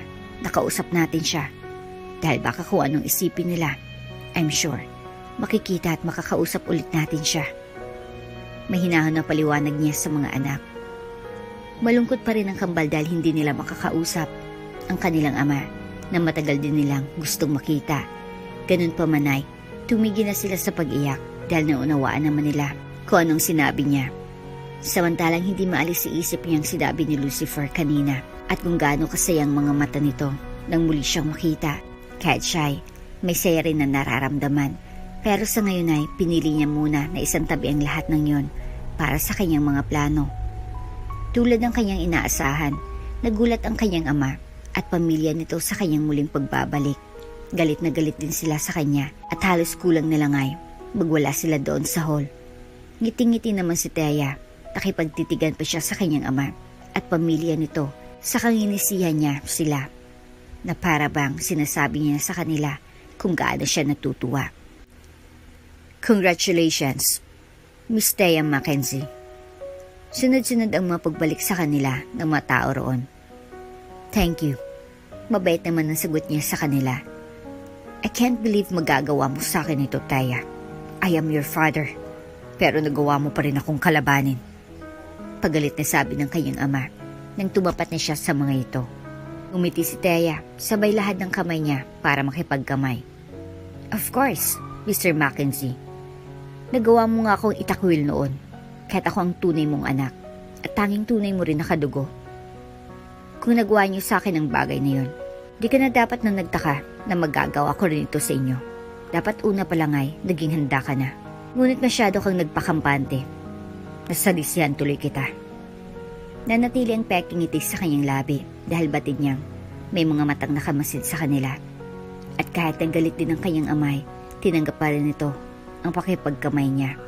Ganon din ang mga stepsister at panghuli ay madrasta niya. Napatingin siya sa lalaking nasa likod ng stepmother niya. Kangiti ito ng bahagya sa kanya at nang magtagpo ang kanilang mga mata, bahagyang tumas ang kilay nito at tumanguri na para bang sinasabi na magandang ginawa niya at para bang kinukongratulate din siya nito. She didn't smile back. Hindi niya kasi sure kung tunay bang kakampi si Lucifer o kung nasa side ito ng stepmother niya. Ganun pa man ay hindi may tatanggi ang kakaibang pakiramdam sa kanyang puso. Matapos nun ay nauna na siyang nagpaalam sa mga tao roon na kailangan niyang umuwi. Late na rin kasi at alam niya na pagod na rin ang mga anak niya. Ngunit pagdating nila sa parking lot ay nasa tabi ng kanilang sasakyan si Lucifer na tila silang hinihintay. Daddy! Agad na tumakbo ang dalawa palapit sa kanilang ama at yumakap dito. I'm glad nakita ka po ulit namin, Daddy. Yumuko naman si Lucifer at niyakap ng mas mahigpit ang kambal. Masaya rin ako mga anak. Sobrang masaya si Daddy. Dahil nayakap ko na kayong mga anak ko. Masaya rin akong malaman na may anak ako at kayo yun. Kami rin po, Daddy. We were still in Canada. My twin and I prayed for the day our paths would cross with yours. We're so grateful that the day is finally here. Iyak ni Marco na mas lalo din na nagpabuhos sa luha ni Lucifer. Si Thea na nakatayo lang at nakatingin sa mag-aama niya ay di na rin napigil ang luha dahil alam niya kung gaano kagusto ng mga anak niya na makilala at makasamang kanilang ama. Saksi si Thea sa bawat pagdarasal ng mga anak niya. I also prayed to God to let me meet your mom again. And I waited for a long time. I'm so happy that it finally happened. And I'm even more grateful because it's triple blessing. Nalaman kong may kambal ako na anak. Karagal ng tono ng boses ni Lucifer habang nanatiling yakap ang mga anak. Nag-aalala si Thea na baka may makakita sa kanila kaya matapos nun ay sinabihan niyang mga anak na pumasok na sa loob ng sasakyan at kailangan niya muna na makausap si Lucifer. Alanganin man dahil gusto pang makasama ng matagalang ama ay sumunod sa kanyang kambal. Ang stepmother ko, nasan siya? Baka makita kanya dito. Ngunit sa halip na sagutin ni Lucifer ay niyakap na lang siya nito ng mahigpit na parabang anumang sandali ay mawawala siya sa paningin nito. Lucifer, baka may makakita sa atin. Baka makita tayo ng stepmother ko. Hindi nila alam. Sagot ni Lucifer at mas lalo pang humigpit ang pagkakayakap sa kanya. Nasa loob sila. Iniwan ko sila roon para makita ulit kayo ng mga anak natin. Kumalas ito sa yakap at tumingin sa mga mata niya. Inabot din ng kamay nito ang mukha at masuyong hinaplos. Ang tagal kong naghintay sa pagbalik mo. Matagal na panahon din kitang hinanap. Masaya ako na muli kitang makita. Bakit mo ako hinanap? At bakit ka naghintay ng ganun katagal? Because I couldn't erase you from my mind. No matter what I do, hindi ka mawala sa isip ko pero hindi ka madaling hanapin. Ang hirap mong hanapin. Kaya naman, kahit alam kong may malaking galit ka sa iyong ama at stepmother, lumapit ako sa kanila at tinanggap ko ang misyon para lang malaman ko ang kinaroroonan mo. Marami siyang mga bagay na gusto pang itanong kay Lucifer. Ngunit hindi yun ang tamang panahon. Maaari silang mahuli ng stepmother niya o kung sino man sa mga tauhan ng kanyang ama at isumbong nila si Lucifer. Ang mahalagay, nalaman niya na hindi naman totally kakampi si Lucifer sa stepmother niya at siyang dahilan kaya ito lumapit sa kanila. Dahil noon pumanay, gusto niya na itong makita Kung kaya naman ay umuwi si Thea kasamang mga anak na panatag ang loob at masaya. Nangako si Lucifer sa kanya. Nagagawa ulit ito ng paraan para muli silang magkita at maipaliwanag nito sa kanya ang lahat ng mga nangyari. Kung kaya 2 araw matapos nila magkita ulit ay bumisita si Lucifer sa bahay nila. Ibinigay niya kasi dito ang address niya bago sila umalis ng gabi na yon. Masayang-masaya naman ang kambal na muling makita ang kanilang ama. At tulad ng sinabi ni Lucifer sa kanya, ay pinaliwanag nito sa kanya ang lahat. Before this, I sought permission from a higher power to tell you everything you need to know. Nung unay, sobrang hesitant sila. Pero at the end, ay pumayag silang sabihin ko ang lahat sa iyo. Simula ni Lucifer while magkatabi silang nakaupo sa sofa. I am a scout ranger. Sniper ako sa aming team. Lagi ako nasa bundok. It's like my home. Nung may nangyari sa atin dun sa club, nasa 1 buwan bakasyon ako noon. After that ay, bumalik na agad ako sa aking trabaho sa bundok. Nung may inalok na mission sa akin ng higher, which is to protect your stepmother, hanggat hindi pa nahuli ang leader ng malaking sindikato na pinoprotektahan ng iyong stepmom. At first, I was hesitant kasi mas prefer ko ang mission ko sa bundok. But nung malaman ko na may connection kayo sa tao na dapat nabantayan ko, at hindi mo lamang siya basta naka-apelyedo, kagad na tinanggap kong offer. Dahil nagbabakasakali ako na makakuha ako ng mga information kung saan kita matatagpuan. And I don't really care about your stepmother and anyone close to her. I only care about you. Kaya naroon ako. Ngumiti at tumango si Thea na satisfied sa narinig. Masaya akong marinig yan, Lucifer. Masaya akong malaman na hindi ka namin kalaban dahil masasaktan ang mga anak natin kung sakali man na nasa ibang panig ka dahil matagal nilang gustong-gusto na makita ka at makasama. Natatandaan kong sinabi mo sa akin noon, nagalit ka sa kanila dahil sa ginawa nila sa inyo ng mama mo, lalo na sa iyong ina. You hate them. Sino man ang taong kagalitan mo ay kagalit ko na rin kahit pa hindi ko alam ang dahilan. Bakit galit ka sa kanila? Sagot ni Lucifer. Natatandaan mo pa yun? It's been 8 years since then. Lasing ka rin nung sinabi ko sa iyo ang mga bagay na yun. Tanda mo pa rin pala. Medyo naggulat niyang sabi. I remember everything, Thea. Lahat ay tandang-tanda ko pa rin. Katulad ng sabi ko, hindi mawala ang lahat sa isipan ko. Even you, kahit anong gawin ko ay, hindi ka nawala sa isip ko noon. Kaya ginawa ko rin ang lahat para mahanap ka. Hinhanap din kita. Pagtatapat niya. Really? Tila sobrang natutuwa si Lucifer sa narinig. Yes, pero sumuko agad ako. Tapat niyang sagot at seryoso siyang tumingin sa mga mata ni Lucifer. Nung nalaman kong nagdadalang tao ako ay, hinanap agad kita para sabihin sa iyong totoo. Gusto ko na maging katuwang ka noon sa pagpapalaki sa mga anak natin. Ayoko kasi na lumaki sila na tulad kong di buong pamilya. Sabi ko noon, kahit wala tayong relasyon, we will try to make things work para sa magiging anak natin. Gusto ko lang maranasan nila ang isang masaya at buong pamilya. But I give up immediately. Mulay, nagkaroon ako noon ng napakalaking problema, kaya sinukuan ko rin agad ang paghanap ko sa'yo. Nalaman ni Dan ang pagdadalang tao ko. Hindi niya noon matanggap na buntis ako nang hindi ko kilala. He believed that I was a disgrace to our family. Kaya naman pinaalis niya ako sa bahay. I have nowhere to go. Wala akong pamilya sa Pilipinas noon, maliban kay Dad. Kaya pumunta ako sa Canada. May bahay kasi doon si Mommy. Nalihim niyang binili para sa amin noon. Doon ako nanganak. Doon na lumaki ang mga anak natin. Inabot ni Lucifer ang kamay niya. I'm sorry na. Wala ako sa tabi mo noong kailangan mo ng karamay at katuwang sa pagpapalaki sa mga anak natin.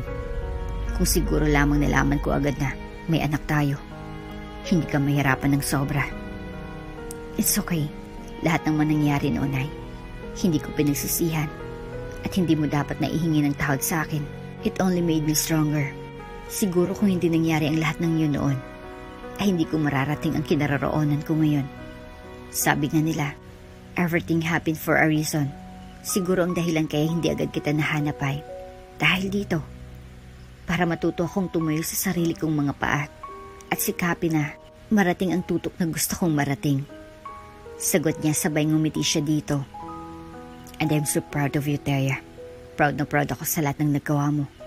Lalo na sa pagiging isang mabuting ina mo sa mga anak natin. Malumanay naman nasabi ni Lucifer sa kanya. Salamat, Lucifer. And by the way, huwag ka masyadong malungkot dahil hindi mo ako natulungan noon sa pagpapalaki sa mga anak natin. Huwag mo rin sisihin ang sarili mo. Hindi pa naman huli ang lahat. Kayang-kaya mo pang bumawi sa kambal. Maaari pa rin tayong magtulungan sa pagpapalaki sa kanila ng maayos. Hindi ko sila ilalayo sa iyo. Ngumiti naman si Lucifer. Kitang-kita sa mga mata nito ang mga emosyon na hindi niya magawa na pangalanan lahat. I don't like co-parenting. Ha? Let's get married, Thea. Mas lalo siyang natigilan sa sinabi nito. Ano? I've been thinking about this ever since. Hindi pa man kita natagpuan ulit. Ang sabi ko sa sarili ko kapag nahanap na kita, I'll never let you go again. So, I want us to get married. Will you marry me, Thea? Thea blinked in surprise. Married? But only two who love each other get married. Are you in love with me? I am. Walang pag-aalinlangan na sagot ni Lucifer. Matagal na kitang mahal, Thea. Kaya't wala pa akong kasiguraduhan kung magkikita pa ba tayo noon ay minahal pa rin kita. I've been with only you for what feels like an eternity. And only God knows how long it's truly been.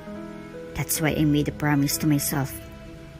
If we ever saw each other again, I'd never let you go. I'd do anything, everything, just to keep you by my side. It was an unexpected confession. Natulala siya kay Lucifer ng ilang sandali at hindi makapaniwala sa kanyang mga narinig. Di niya inasahan na mahal pala siya nito at ang feelings niya para dito ay hindi lang basta one-sided. I think makalipas ang mahabang sandali ay saka lamang siya nagsalita ulit. Kailangan ko muna pag-isipan ng sagot ko riyan. Pwede ba na pag-isipan ko munang mabuti? Tanong niya at ngumiti naman si Lucifer. Sure. I'll patiently wait for your answer. Samantalang abot langit naman ang saya ni Lucifer. Dahil pag-isipan ni Thea nang mabuti ang alok niyang kasal. Ang akala kasi ay tatanggihan nito ang alok niya dahil para bang masyado siyang nagmadali. Oh, bakit parang abot langit yung ngiti mo? Takang tanong sa kanya ni Sin. Matapos siyang bisitahin ng kanyang mag-iinay, umuwi siya sa bahay nila para sabihin sa mga kapatid at magulang niya ang tungkol sa naging desisyon ni Thea sa alok niya. Guess what? I asked her to marry me. Napatigil si Sin at Diablos, parehang nabigla sa sinabi niya. Wow, really? Did she say yes? No. She got rejected? Wika ni Diablos na para bang nagtataka kung bakit masaya pa siya. No, not really. Ang sabi niya naman ay pag-isipan niya muna. And I told her na I can wait. Saka kahit naman nuwang isagot niya sa akin ay hindi ko pa rin siya titigilan. Ang tagal kong naghintay sa kanya at mas lalong hindi na siya pwede makawala sa akin ngayon na alam kong may mga anak kami. Napangisi at iling sa kanyang dalawa. Lakas mo talaga, kapatid. Tig mo pa si Dahok. Katulad nga ng sinabi sa kanya ng mga kapatid niya noon, binigyan niya pa rin ng chance ang kanilang ina na magbago at mas pinili niyang kalimutan ng lahat ng mga nangyari noon. It wasn't easy, pero di nagtagalay, unti-unti niya ring pinatawad ang kanilang ina. And for Lucifer, it was the best decision he ever made. Kaya naman pala ang saya lagi ng mga kakambal niya magmula nung pinatawad nila ang kanilang ina, dahil tunay nga talagang kanilang sinabi na mas masaya kapag walang kinikimkim na galit sa puso. Kailan ba namin makikilala ang mga apo namin, Lucifer? Excited na ako makasama ang kambal. Magmula nung sabihin ni Lucifer sa pamilya niya na nagbalik na si Thea at may anak pala silang kambalay, hindi na rin sila natahimik sa kakatanong kung kailan ba nila makikilala si Thea at kung kailan din nila makikita ang kambal niyang anak. Kapag nahuli na po ang leader ng syndicate na kailangan mahuli, mas gusto ko po kasi na maayos munang lahat bago niyo sila makilala para na rin sa kaligtasan ng mag-iina ko. Sagot naman ni Lucifer. Naunawaan naman ng pamilya ni Lucifer ang kanyang desisyon, kaya hindi sila nagmadali na makilala ang mag-iina niya. Mabuti na lang, may mga updates na rin tungkol sa kinaroroonan ng taong kailangan nilang hulihin. At kay fiancé Mackenzie mismo nanggaling ang mga lead nila. Marahil ay mabilis siyang nakuha ang tiwala ng pamilyang Mackenzie. Kaya sa tuwing may kausap si fiancé sa telepono, hinayaan siya nitong marinig ang usapan. Hindi lang basta protection ang misyon ni Lucifer para kay fiancé at sa pamilya nito, kundi maging spy upang mas mapadali ang kanilang paghuli sa leader ng sindikato. Magmula nang maging matunog ang pangalan ng nasabing leader, dumami ang mabanta sa buhay ni fiancé, lalo na mula sa loob ng sindikato na dati niyang pinoprotektahan. Inakala kasi ng mga ito na nag-try daw si fiancé Mackenzie kaya't nais nilang patahimikin ito. Nahuli ng leader ng sindikato na pinoprotektahan ng madrasta ko? Tanong ni Thea sa kanya. Yes, kapon lamang siya nahuli. Ubuti naman kung ganun. Pero kailan matatapos ang misyon mo na protektahan siya? Kapag nakulong na rin ang stepmother mo, ang misyon ko ay hindi lamang basta protektahan siya, kundi ang maging espiya niya rin. Kaya ngayon na nahuli ng taong pinoprotektahan niya, pati siya ay makukulog na rin dahil napatunayan na Dawit talaga ang pangalan niya sa lahat ng ito. Masaya si Thea na malaman na ang karma nang naghiganti para sa kanya. Malapit nang makulong ang kanyang madrasta na nagpapahirap sa kanyang ina noong nabubuhay pa ito. Di ko lubos akalain na magagawa mo sa akin ito, Thea. Anak kita. Ako ang dahilan kaya nabuhay ka sa mundong ito. Pero kinalaban mo pa rin ako. Kinuha mo sa akin lahat ng mga pinaghirapan ko. Umiling si Thea. Ang ngisi sa kanyang labi ay hindi nawawala habang kaharap niya ang kanyang ama at asawa nito. Sobrang disappointed sa kanya ng ama dahil sa nagawa niyang napagtagumpayan na mapabagsak ang mga ito. Matagal niya rin pinagplanuhan ang gagawin niya kaya it's no longer surprising na nagawa niyang magtagumpay sa plano niya ng ganun lang kadali. Hindi ko kinuha mula sa iyo, Dad. Binawi ko lang naman kung anong para sa akin at kay Ma'am nang kinuha niyo sa amin. Hindi ba? Sinabi ko naman ito sa inyo noon. I will do everything para mabawi lahat ng kinuha niyo para lang ibigay mo yan sa asawa mo at sa mga anak niya. He just underestimated me. Kaya ngayon, nagagalit kang naging tagumpay ang plano ko. Mas lalo siyang napangisi at mas lalo lamang na nanggagalaite sa galit ang mga kaharap niya. Sa ginawa mong ito ay, mas lalo mo lang pinatunayan sa akin na wala kang utang na loob. At mas tama lang ang pasya ko noon na mas piliin si fiancé kaysa sa inyo ng ina mo. Kung noon ay nagagalit pa si Thea sa tuwing narinig niya ang maganong salita mula sa kanyang ama, ngayon naman ay para bang wala na siyang pakialam sa mga yon. Marahil dahil nawala na siya ng paki sa kanyang ama at sa kung anumang iisipin nito sa kanya. Nawala na siya ng respeto para dito at ayaw niya nang i-please pa ito. I no longer care, Dad. Kahit ano pa man ang maging tingin niyo sa akin ay wala na akong pakialam. Nawala na ako ng paki sa inyo. The moment you choose your new family over your own daughter. Ang katiting na respeto na natitira para sa inyo noon ay nawala nung mas pinili mong paniwalaan ang kasinungalingan ng asawa mo kaysa sa akin na tunay mong anak. At sa kabila ng kasalanan na nagawa mo, I'm going to forgive you. Gusto ko magkaroon ng peace of mind para sa mga anak ko at bago pa man ako ikasal. Pero hindi ibig sabihin na pinapatawad na kita. May babalik na sa dati kung anong nawala. Our father and our daughter relationship will never be the same again. Siguro hanggang dito na lang talagang lahat, Dad. Sa sinabi ni Thea, kitang-kitang lungkot sa mukha ng kanyang ama. Siguro, kahit huli na, nagsisisi na ito sa mga nagawa. Ngunit seryoso si Thea sa kanyang sinabi. Wala nang maibabalik sa dati. Kahit pa sa pangalawang pagkakataon ay pinatawad niya na ito. Hanggang doon na lang talaga. Minsan niya nang pinatawad ang ama at muling binigyan ito ng pagkakataon. Itinuring pa rin itong ama sa kabila ng lahat ng kasalanan na nagawa nito sa kanyang ina. Ngunit inulit na naman ito ang pagkakamali. Mas pinili na naman ang kanyang stepmother at muling tinalikuran si Thea para sa kanyang stepmother at mga stepsisters. Napagtanto ni Thea na talagang pag nasira ang tiwala, napakahirap na itong maibalik sa dati at minsan ay imposibleng bumalik pa. Matapos siyang bitawan ng mga kataga na yun ay tumayo na siya. Siya nga pala, Dad. Sana lang ay hindi ka magsisi sa pinili mo noon dahil yun ang naging pasya mong gawin. at hindi ka na makakabalik sa dati para baguhin kung anong naging desisyon mo noon. At anytime soon, lalabas din ang totoo. And I'm sure, madidisappoint ka rin sa mga taong mas pinili mong panigan. Ganun pa man sana lang ay, tandaan mo na kung ano pa man ang mga nagawa mo ay hindi na mababago pa. Kung ano man ang mga desisyon na pinili niyo noon ay hindi na mapapalitan pa. Makahulugan ang pagkakasabi niya noon na pinagtaka ng kanyang ama kung anong ibig sabihin niyang sabihin. Ngunit hindi niya sinagot kung ano. Iniwan niya ng mga ito sa loob ng conference room. At di na nagtagal mula noon ay lumabas na ang warrant of arrest para sa stepmother niya. Hindi alam ni Thea kung anong naging reaksyon ng kanyang ama dahil hindi siya pumunta dito para damayan ito. Pero alam niya na sobrang disappointed ang kanyang ama dahil ang stepmother niya ang lagi nitong pinagtatanggol noon na sa mga mata ng kanyang amay, ang stepmother niya ang pinakamabuting tao. Tapos turns out, protector pala ang mother niya. Naasal anghel kapag kaharap ang kanyang ama ng malaking syndicate at ang pera na kinikita ng kanilang kumpanya noon ay dun lang napupunta. Ang cute-cute naman ng mga apo namin. Grabe. Kamukhang kamukha silang dalawa ng ama nila. Masayang sabi ng ina ni Lucifer. Grabe. Nakuha niya rin ang mga mata mo, nak. Sabay baling nito sa kanya. Oo nga po. Kulay lang ng mga mata ko ang nakuha nila sa akin. Maliban dun ay puro na sa ama nila.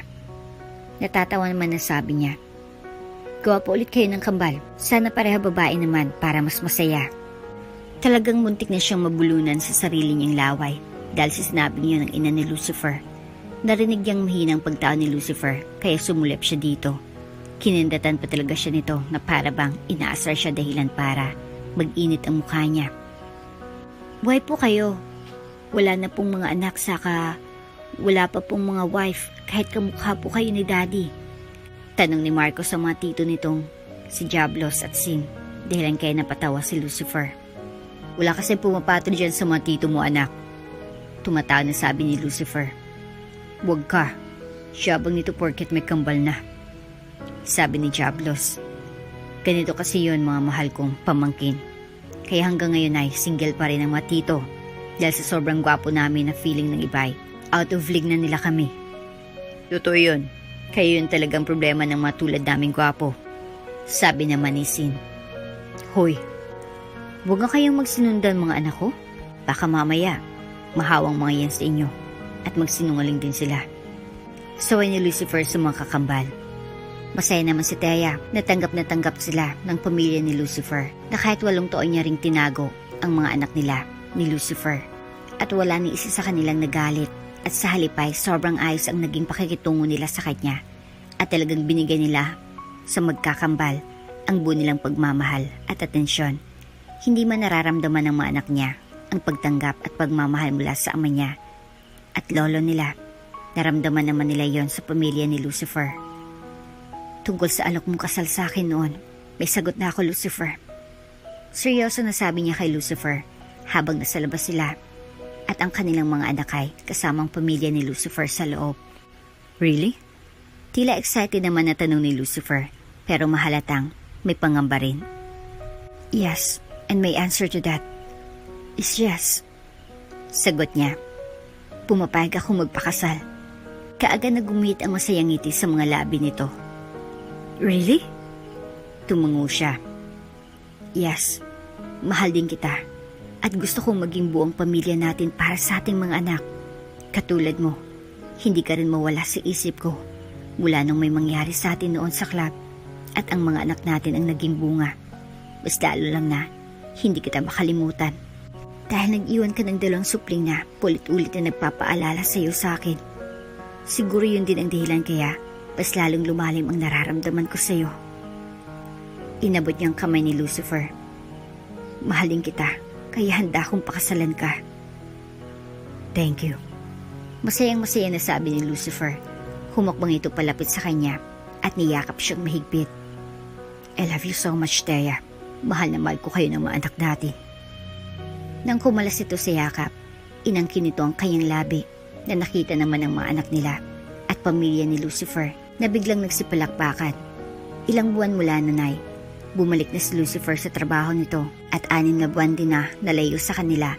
Pero unlike before, Napukang bibig na ni Lucifer ang kanyang mag-iina sa lahat ng mga katrabaho at kaibigan niya. At mas may rason na siya para maging excited sa pag-uwi mula sa misyon. Nung bumalik si Lucifer, ikinasal silang dalawa at tila naging nagdilang anghel ang ina ni Lucifer. At biniyayaan niya sila ng kambal. Mabuti na lang at after nun, na-promote niya si Lucifer sa mas mataas na posisyon. At hindi na nito kailangan na malayo ulit sa kanila. At hindi na rin sila masyadong nag-aalala para sa kaligtasan nito. At dito na nga po nagtatapos ang ating kwento. Hanggang sa muli.